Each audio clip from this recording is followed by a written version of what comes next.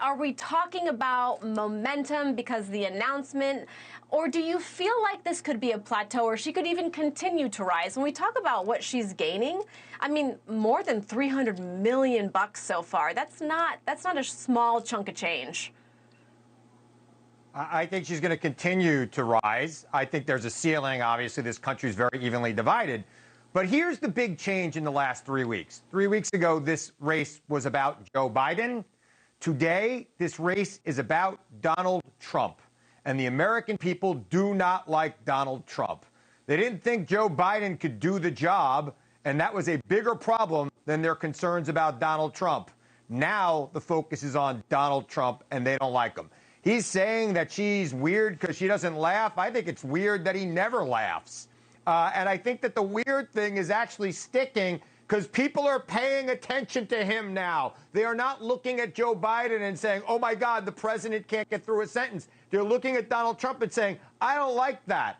And her campaign is not pushing back in a very defensive way, the way others have with Donald Trump. When Donald Trump questioned her race, she said, same old Donald. And the American people don't want to go back to that. Their strategy has been pitch perfect. Put the focus back on him every time he tries to kick it over to her.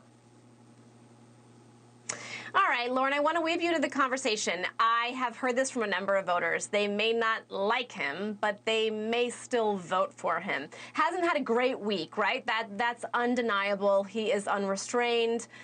It seems like he is a little bit defensive, but we are in August, right? That doesn't necessarily mean that he's going to stay this way. So can he right the ship?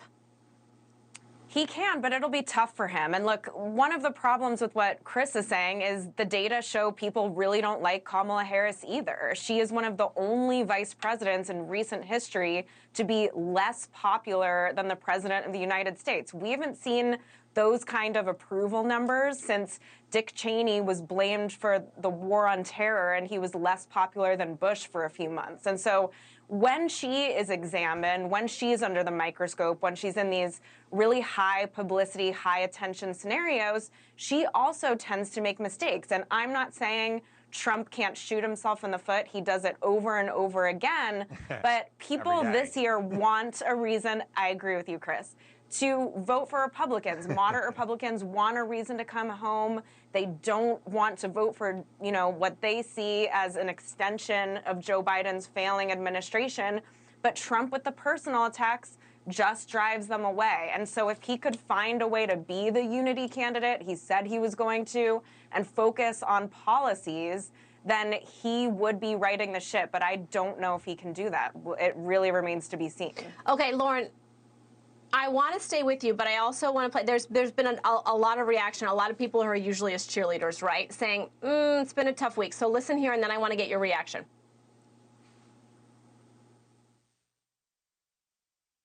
She hasn't done a single interview since she's been the nominee. She hasn't done a real interview since May. You haven't answered anything. You haven't been asked about your flip-flops. You haven't been asked about your cover-ups. You haven't been asked who you are. And she could get away with it. How does she get away with that? It's kind of like Joe hiding in his basement in 2020.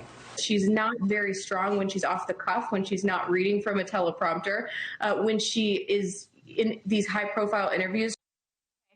Yep. Okay, that was my fault, you guys. I tossed to the wrong soundbite, but this one actually is where I was going with it, and it's about the flip-flopping. So, Lauren, I'm gonna let you respond after I get this from Chris. All right, Chris, so just because she's human, right? I mean, this happens during a campaign. Look, everybody makes mistakes. And again, if this campaign is about her mistakes, that'll be a problem for her.